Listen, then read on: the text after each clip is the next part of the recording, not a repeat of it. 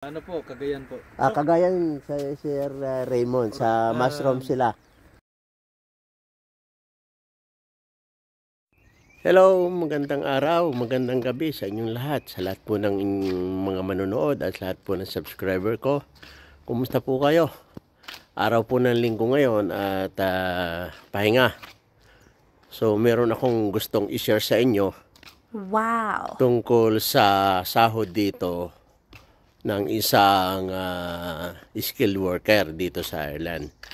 So, pag-usapan natin itong ganitong topic para naman meron kayong idea at meron akong ma-share sa inyo kung magkano ba ang bigayan dito ng isang skilled worker dito sa Ireland. So, punta tayo dun sa isang lugar na kung saan ay kahit papaano ay maganda yung makikita nyo at hindi magaanong maingay. At bago tayo magsimula, daan muna tayo, samahan nyo ako. Ibebenta ko lang yung aking mga kalakal ng mga naipong mga bote, plastic bottle para ibenta. Sayang naman, kailangan masinop tayo sa mga bagay na pwedeng pagkakitaan. Kaya tara, samahan muna nyo ako ibenta at saka natin pag-usapan yung sahod dito sa Ireland ng isang skilled worker. O tara na po.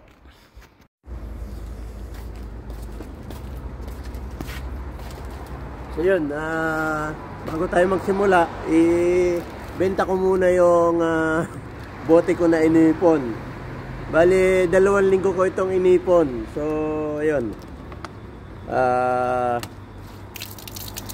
ilalagay na natin para makapagsimula na tayo. Bali 2 liters to, 2 liters. So kung nakita nyo yung dating vlog ko, so, nakita naman nyo kung magkano yung presyo. Bali yung 150 ml to 500 ml is 15 cents. Tapos yung 500 ml to 300 to 3 liters ay 25 cents. So yun, bigyan na natin para kahit pa paano makaipon tayo ng kaunting barya.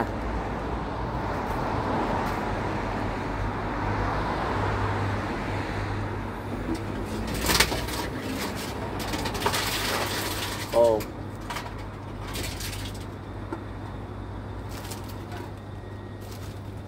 $0.25 yun. Yung ganong kalaki. What's that? Hindi pala kasama to. Hindi kasama to. Ayan.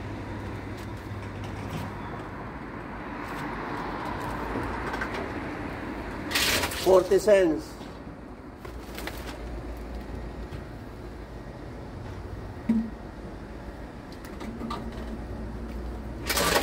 $0.55 na. Ito.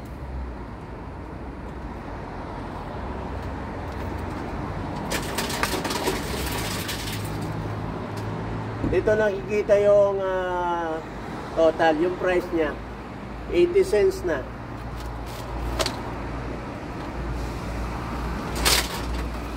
€1.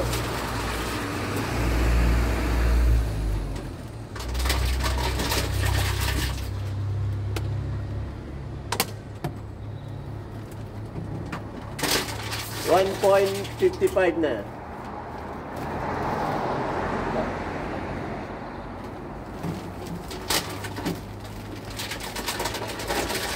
$1.80 na, $1.80.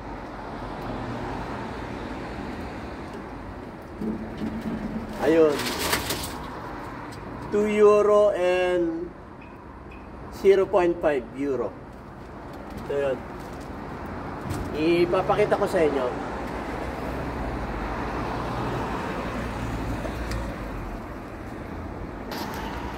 So, ayan yung pinagbintahan ko. Kung makikita nyo, 2.0.5. Kung pindutin ko yung receipt. Okay. Ayun, nag-automatic na lumabas yung receipt niya. Ayan, 2.5. So yun po, ayan yung nakita ko, yung pinakita ko sa inyo. 15 cents at saka 25 cents from 500 ml to 3 liters. Yung binenta kong bote ay 2 liters na yon. So kaya malaki na. Naka 2 euro na tayo. So magkano na yun sa atin? Kung 2 euro is 60 na lang. Kung sa 60 ay 120 na. So yung counting yun, malaki ng bagay para sa atin. So yun, itong resibo na to, gaya nga ng sinabi ko, dadalhin natin dito sa supermarket, sa mini supermarket, para ano bang tawag doon? I-withdraw, or kung may bibilihin ka naman, edi pwede nang i-less nila. So, ayun. Tara na po at para makapagsimula tayo sa topic natin about sa kung magkano ba ang sahod dito sa Ireland ng isang skilled worker. So yun, pupunta na ako dun sa kung saan tayo magkukwentuhan. Pag-uusapan natin yung sahod dito sa Ireland ng isang skilled worker. So yun, medyo malapit lang yun. Dun tayo sa magandang view para naman kahit pa paano maganda rin sa paningin nyo yung lugar. Malapit lang po yan.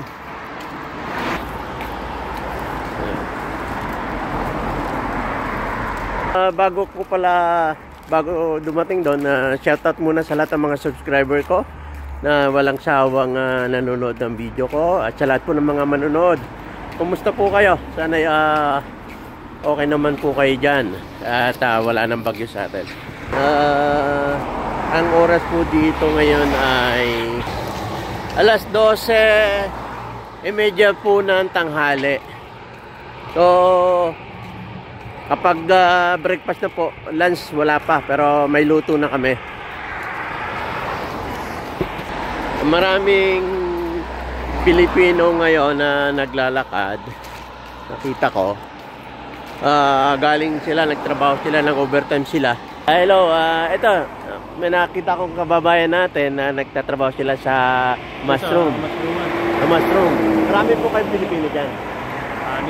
6 po. Oo, pauwi na rin. Overtime ngayon yan. Wala, hindi. Nakakala, diretso pasok. Diretso. Depende sa nakapag. Sir, magandang umaga. Ang magandang tanghali po. Saan ang pangalan mo, sir? Ronnie. Ronnie, taga Pangasinan. Si Sir Ronnie po, sa taga Pangasinan. Dito ako lang, magbablog ako. May content ako ngayon. Bablog ka. Kasama ba ako? Yung pala yung linggo, dire-diretso. Ayun, isang linggong gano'n? Depende sa pasok sa mushroom. Kung walang gawa, mag-day off kami. Ganun po ba? Bali, kayo nag-harvest? Oo, kami nag-harvest. Ay, siya, ganun. Nice to meet you po, sir. Okay. Ito, kasama ko Pinoy. Sir. Si June. Ronnie. Kabayan, kumusta po? Dito ako sa akin, vlogger kasi ako, mag-vlog mo na, hanap buhay mo na ng kaunti. Pero ngayon, wala kayo pasok? Wala akong pasok ngayon. Friday. Opo. Sir, anong pangalan nyo? Alvin. Si Alvin, taga saan po kayo? Sa atin? Bataan. Si Sir Alvin, taga Bataan. So, ayun, galing sila sa mushroom. So, sana po pauwi pa lang Yung pala, ngayon medyo magbabalag lang ako. So, maraming salamat po, sir. Sige po. Ayan. Yan, pag kasalubong niyo po yung mga Andiyan, marami pa dyan, may Pinoy pa po dyan. Sige po. Ingat po kayo. Ingat. Sige po.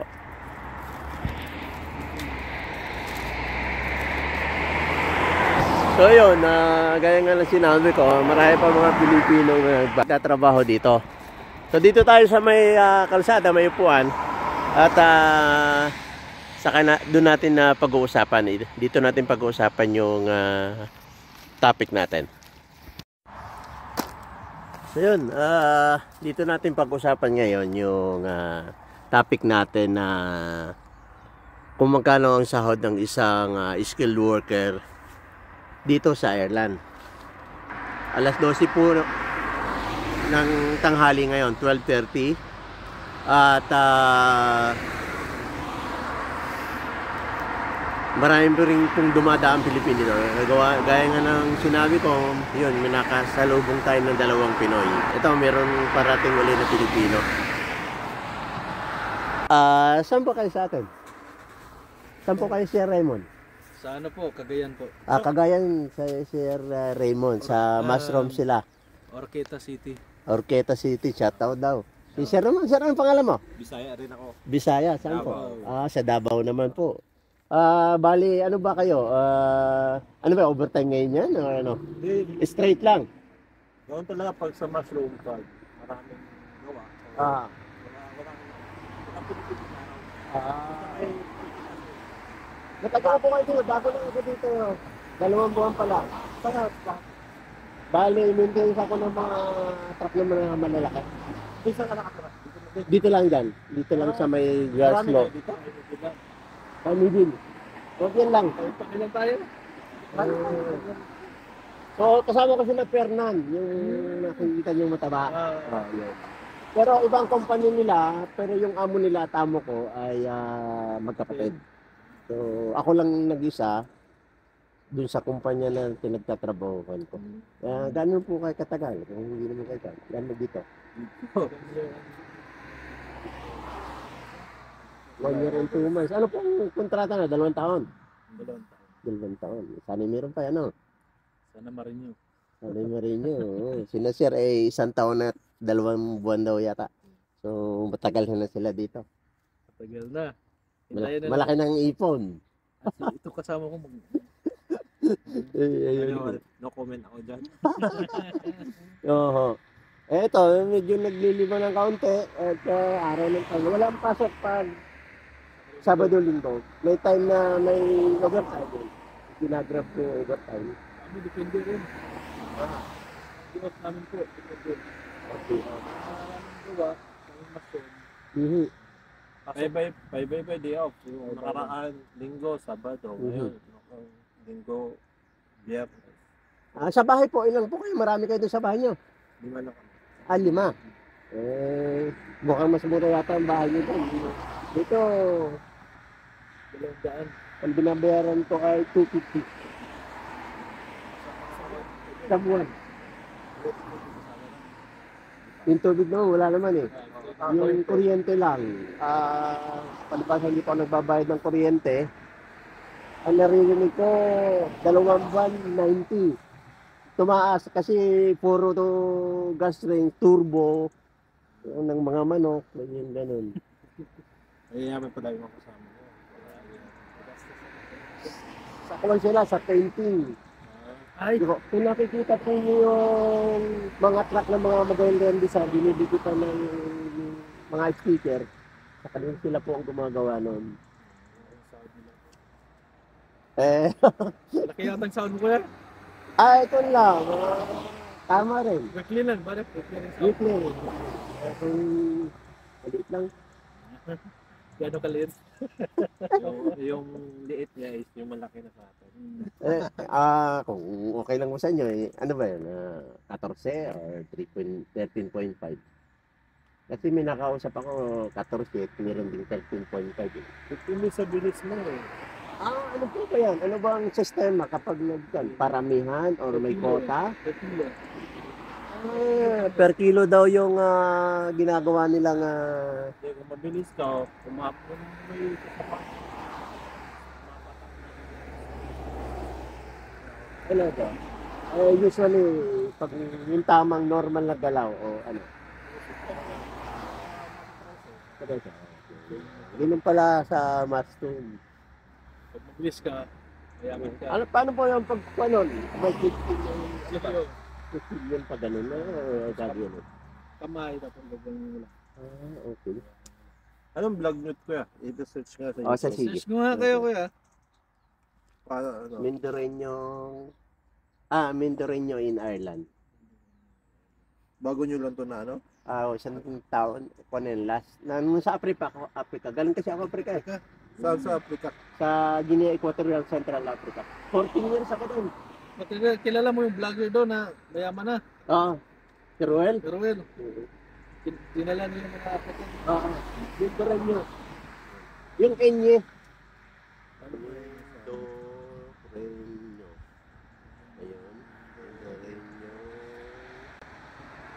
Mindoro ka. Taga Mindoro ko.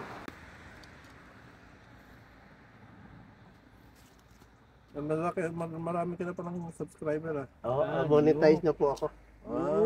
Grabe talaga. Konti lang kasi busy. Kaya pag So ayun, namit ko na si Kuya ulit. Ay, ito po. So ayun, baka gusto nyo, masyad kayo. Shout out mo na yung yung YouTube mo. Kung okay lang mo, gagawin ko kayong thumbnail sa harap ng... Talaga? O, so sige. I-post ko muna to ha. I-icon ko na lang muna. Dito kami sa Poland. Galing kayo Poland, direct na doon. Si na Kuya pala ay galing daw ng Poland. So, ayun. Vlog. Say hi. Hello. Say hi. So, yun. Ulitin ko nga yan. Ano pangalan nyo? Raymond po. Si Raymond. Taga Orqueta City. Orqueta City. Saka si Sir Allen. O, yun. So, yun po. Maraming salamat sa pagpapaulak. Ingat po kayo. Sa susunod, magkita ulit tayo. May Pilipino pa pong papunta dito. Siya. O, sige. Maraming salamat. Hello. Sige, Kuya. Salamat. Okay. Hello, mga kabayan. Kumusta po? Dito na tayo ngayon at simulan na natin yung topic natin kung magkano ba ang sahod ng isang skilled worker dito sa Ireland. Malamig po at feeling ko habang tumatagal lalong lumalamig. So yun, start tayo. Ibase na lang natin yung sahod sa isang welder kasi meron ako nakausap na welder. At nagpa-unlock naman siya kung magkano yung sahod ng isang skilled worker dito sa Ireland. So ang sabi niya sa akin, ang sahod niya dito per hour ay 14 euro. Yun ang pagkakasabi sa akin. 14 euro per hour. So kung susumahin natin yung 14 euro, sa tingin nyo po, malaki na ba to? O meron bang matitira para sa pamilya natin? So, kwentahin natin. So, 14 euro, i-times natin sa 8 hours, ang kalalabasan ay 112 euro per day. So, kikita tayo ng 112 euro per day at yun ay i-convert natin sa Philippine peso. Ang kalalabasan po ay 6,944 pesos per day. So yun po yung kita natin, 6,944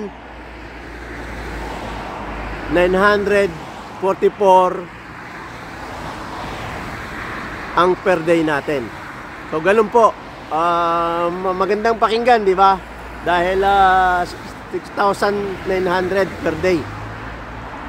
Tingin natin malaki-laki na 'yon. Kasi alam nyo mga kabayan, may mga ibang nakausap ako. Merong skilled na hindi pa rin mas mababa dun pa sa 14 euro. May mababa at merong mataas. At meron din po na hindi di skilled worker, gaya nung nakausap ko na ibang Pinoy. Ang per hour nila, depende sa bilis ng trabaho. Kaya ng nakausap nating dalawang Pinoy na nakausap ko dito, sa mushroom sila nagtatrabaho. Si Kuya Raymond at Kuya Allen, salamat sa pagpapaunlak nyo. Depende sa bilis ng pagputi ng o pag-harvest ng mushroom. Sa mushroom po sila nagtatrabaho. So yun, balik tayo dun sa 14 euro ng welder. So gaya nga ng sinabi ko, kumikita ng 112 euro per day. At ang kalalabasan sa peso kung i-convert natin ay 6,944 pesos. Yun po ang kita natin sa isang araw. So, kwentahin natin sa 5 araw na pagtatrabaho hanggang Lunes hanggang Martes, Friday, magneneto po sila ng 560 euro per week. At sa Philippine peso sa Philippine peso po ay i-convert natin sa times 62 na lang kasi may something pa. Yung 560 euro na kinitin natin per week times 62, ang kalalabasan ay 34,720. Yun po yung total ng pinagtrabahuhan natin sa isang linggo. Per week po ito 34,720 pesos per week. So, imagine lang natin kung babalikan nyo yung binilag ko, kung magkano expenses dito sa Ireland, ikuha na lang natin ihalimbawa na lang sa bahay. Yung tulad ng bahay na binabayaran ko, 5 kami, ang bawat isa ay 250 euro per month. So, may idea na po tayo. 250 euro per month ang binabayaran ko sa bahay. Tapos, kikita tayo sa isang linggo ng 34,720 pesos. Yun po ang kita natin sa isang linggo. So kung kumikita tayo sa isang linggo na 560 euro, bali sa isang buwan po yun ay 2,240 euro. Sa euro po yun, 2,240 euro per month ang kinikita, at i-convert po natin sa Philippine peso ay 138,880 pesos per month. Sa times po ninyo sa 62. So yun po ang kabuuan ng kinikita ng isang skilled worker na welder dito sa Ireland. So, ulitin ko, 14 hours ang per hour. Sa loob ng isang araw, i-times natin sa 8, ang kalalabasan ay 112 euro na i-convert natin sa peso ng 6,944 per day. So, yun. Kung i-imagine natin, malaki pa naman. At gaya nga lang sinabi ko, may tax yun. May tax. Di naman gaano kalakihan. Kung kumikita tayo sa loob ng isang linggo ng 34,720, minus tax. Meron pa rin po. At meron pa tayong masusube. Meron tayong mapapadala sa pamilya natin. At kahit pa paano, ay tuloy ang buhay. Ang importante ay may kita tayo para sa pamilya. So, swerte pa rin tayo. Yun. At gaya nga na sinabi ko, merong skilled worker dito na mas mababa pa ang bigayan. Depende po yan sa employer. Siguro tatanong nyo, ikaw, ano bang sahod nyo? Sahod ko. Yung sahod ko po, wag na ninyong isipin dahil yung sahod ko po ay hindi naman ganun kalaki. So, inihalimbawa na lang natin sa welder. Kasi yung sa akin, tama lang. Ang importante, nakakaraos naman. At ang importante, may sahod tayo. Yun.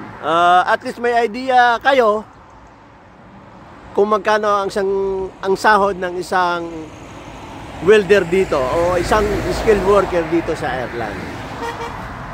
Isipin nilang nyo, bahay, ang binabayaran ko sa bahay ay 250 euro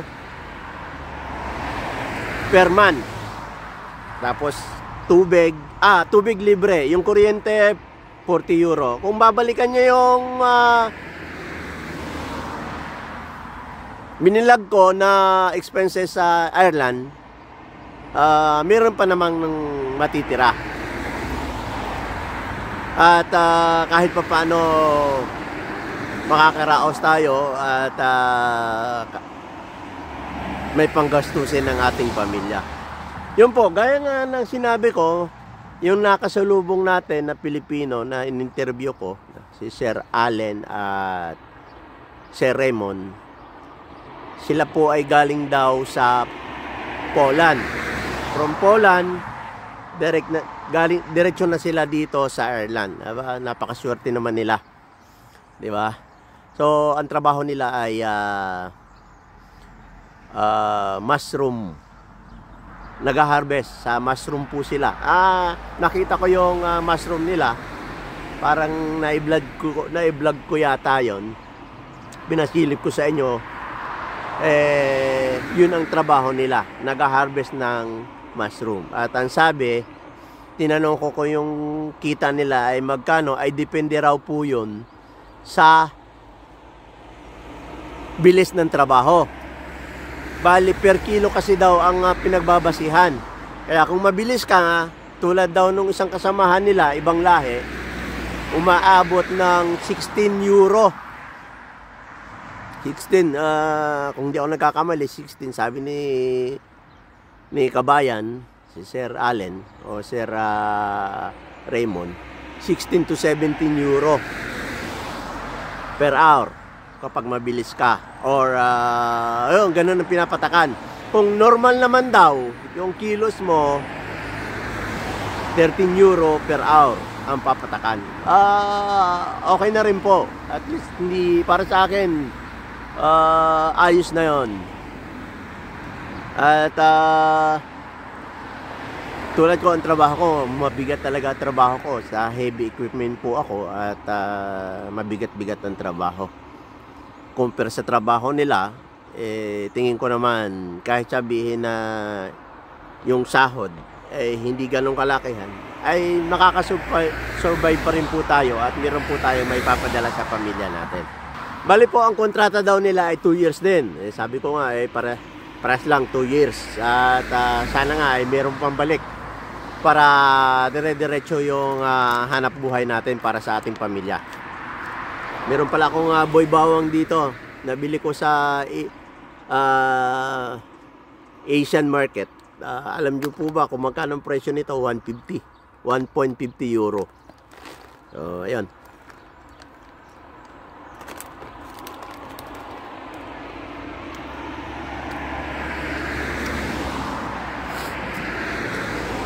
Medyo umaambon So, may mga Pilipino yata. Yung palang dumaan ay mga Thailand. So, ayun, makikita Thailand. Kamukha ng mga Pilipino. Akala ko kababayan natin. So, ulitin ko, yung dalawang Pilipino kanina, kahit linggo, nagtatrabaho. Pero regular po yun. As regular. No, hindi overtime.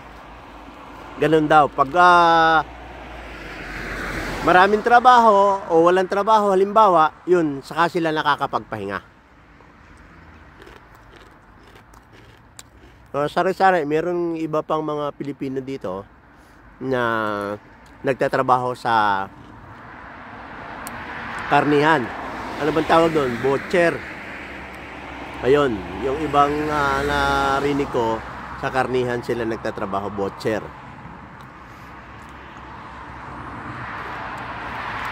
Ayun po tayo ng boy bawang. Medyo umaambol na. Ayun, at least kahit pa paano,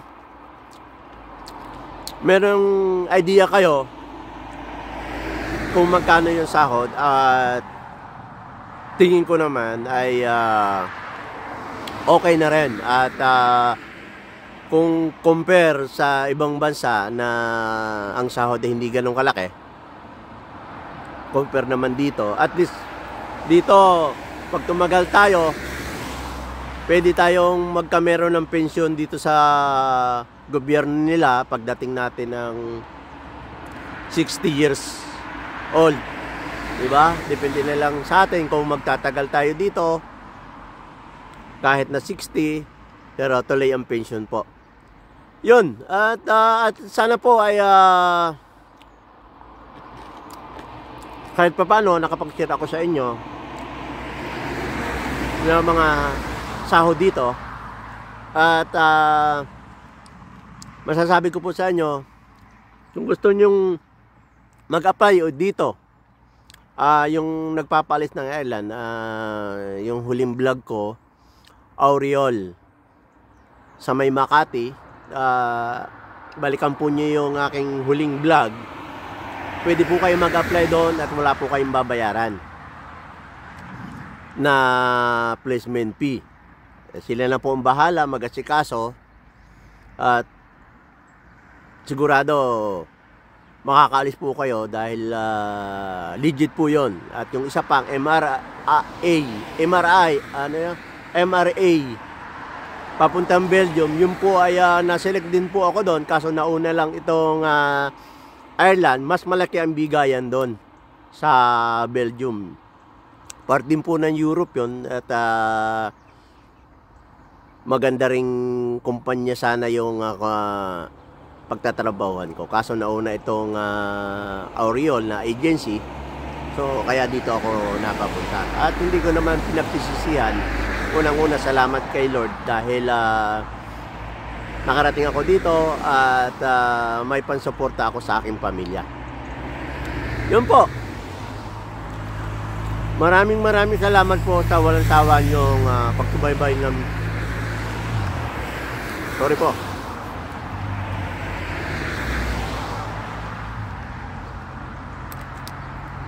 Maraming salamat po sa walang sawa niyong pagsubaybay sa mga video ko, sa pagtsatsaga nyo.